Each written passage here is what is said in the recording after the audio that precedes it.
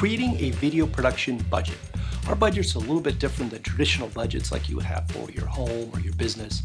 I'm going to show you how to create a video production budget using any spreadsheet, but we'll give you ours in case you want to play with it. I'm going to show you how to come up with the costs for the various line items, and I'm going to give you tips that I've discovered over many years of producing. What are you doing with the camera? We gotta return it. It's a rental. You said rent it for 2 hours. Oh my God, 2 hours? I said 2 days. Who rents a camera for hours? Well, you should have put it in the spreadsheet.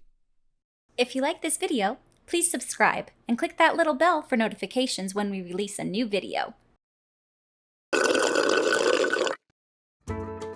Welcome to Pull My Focus, where we give you great videos on the tips on how to have a great adventure in filmmaking. That's not right. Welcome to Pull My Focus, Adventures in the World of Digital Filmmaking, where we give you the inside tips you need to make great video. A budget is basically a set of expenses that you project it's going to cost to produce something. In this case, a video. You add up those expenses to find out what the total is that you expect to spend, which is kind of important, right? We call this a budget estimate. The other type is an actual or actualized budget, where after the project, you take the budget estimate and you replace the estimated costs with what you actually spent. This may sound like extra work, that second budget, but it's kind of important because you need to find out, did you come under budget and therefore you made money? Or did you go over budget and you now need to beg and plead for extra money in order to pay off those credit cards that you maxed out? But we do it for the love of cinema. It's also a great way to discover and fine-tune how well you estimate costs. It never ends. Let's create a video budget estimate. And to do that, let's break it down into two types of costs: purchased and rental/labor. Items you purchased have a cost for each item. The set department needs 5 table lamps with shades, an IKEA desk, and a chair. Okay, not a problem. Wardrobe department needs 5 medium white t-shirts for the lead actor for the scene where he spills coffee on himself. Because you know you're gonna do multiple takes, right? You knew that. The Grip Electric crew needs CTO gels for the lights. A sheet of CTO gel costs $8. They need 10 sheets. That's 8 times 10, $80. Quantity of the item times the cost per item equals the total for that line item. That's the way we do it in traditional budgets, right? All these items are used, consumed, we call them expendables in our biz, or just outright purchased, like the IKEA desk and chair. That is, there's no time period that has to be accounted for that item in the budget. But for labor and rental, we do. Since a video production is project-based, it doesn't have an annual budget, with salaries and office rent and things like that. It's for one video or a series of videos, the project. It has a start and end date. We need one camera operator for 1 day. The rate is $1,000 for a 10-hour day. Okay, got it. We need a camera package for them. It's $500 for a day. Okay, got it. One's a labor and the other a rental. But instead of a purchase price, we have a labor or rental fee based on a time unit for each. And that time unit can be hours, days, or weeks. And that is basically how we build our formula in the spreadsheet. In one column, we name the resource for that line item times the amount of that resource that we need times the amount of time that we need it for times its rate or rental for that amount of time. If we need 2 camera operators plus camera packages, well, we change the amount of that resource in that column to 2. If we need them for 2 days instead of 1, we change that in the time column. But what about purchased costs that we talked about earlier? They have no time associated with them, but there's a time column in the formula. Not a problem. Change the time unit to at, meaning at this cost, and then just leave the time column as 1 for any purchased item. So you just focus on the amount for how many you buy and the cost. Let's break this down even more.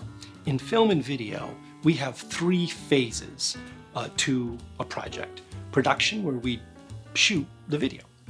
Pre-production, where we prepare for the production, and post-production, where we do the editing with all that footage we shot during production. So let's group up our line items based on what phase they're in, and then have a subtotal for each of those phases. This way kind of helps us to see what costs are associated for each phase for different types of projects. Then I total each phase to get my total cost, my total budget estimate for the whole project, what I think it's going to cost to produce it. I'll put a link in the description below to our freebie site where you can go and you can download this spreadsheet if you'd like to play with it. Each row in our spreadsheet is a line item, a resource that we need to rent, hire, or purchase. So how do we find these costs? Well, some are simple and others take a little bit more work. If the set crew is pretty clear about what they need for the set, the IKEA chairs, tables, lamps, and all that, well, obviously you can go online and find those items and get the cost. And the same for rental costs, or pick up the phone and find out what it's going to cost.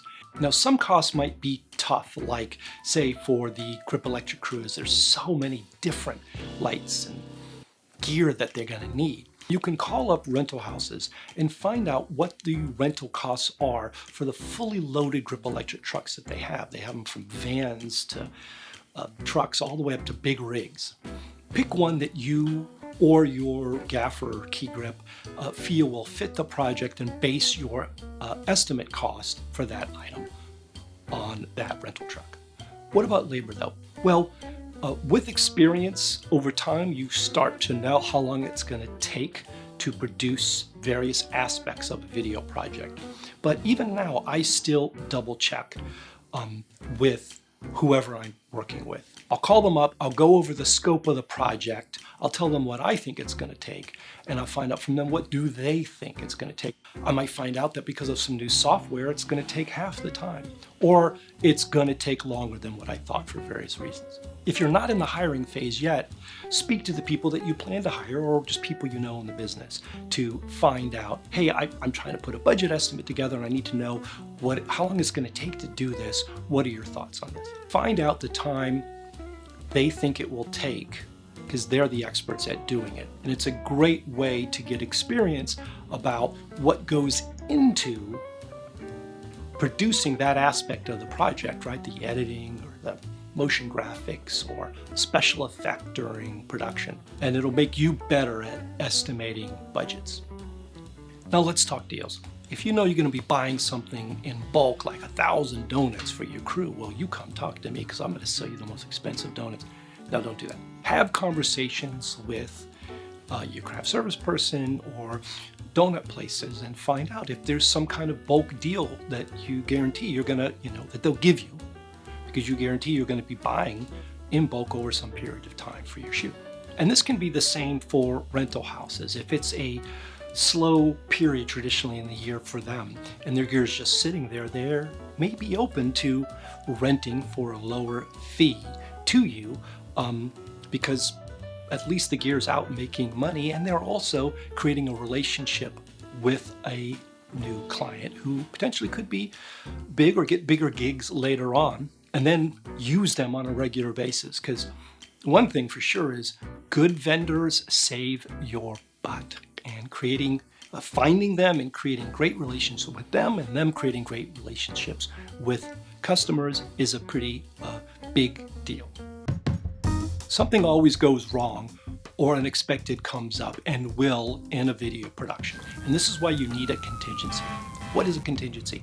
It is a percentage of the total budget that you add to your budget to earmark for these unexpected issues that come up.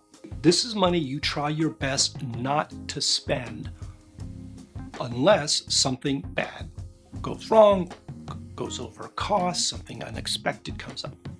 The percentage can vary based on who you talk to. I'm used to anywhere from 5 to 10% of the total budget.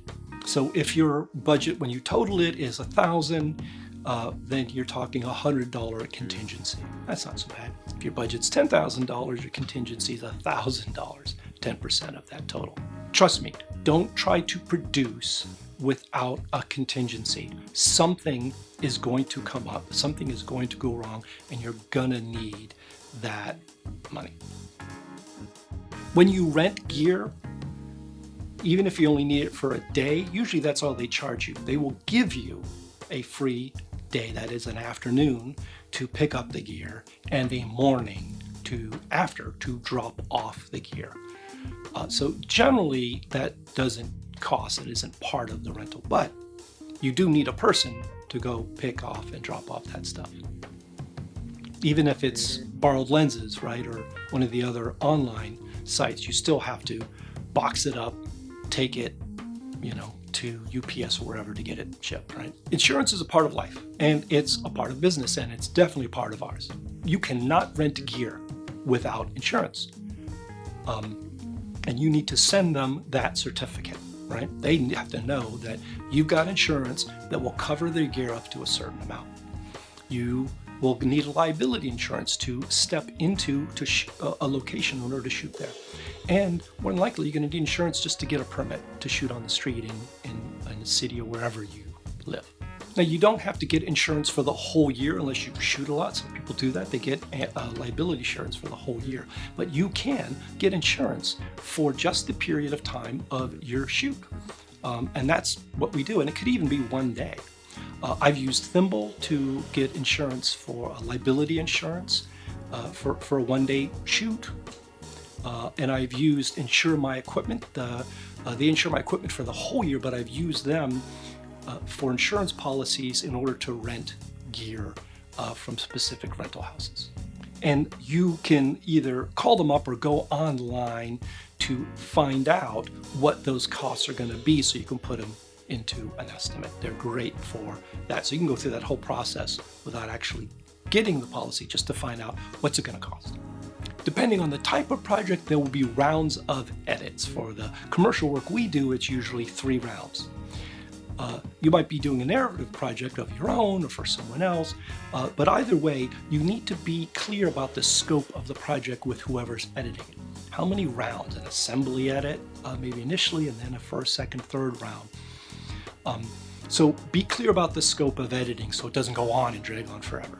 Also need to account for the color correcting / color grading and audio mix that comes at the end of the project. That takes time and is a very important part of finishing your overall project.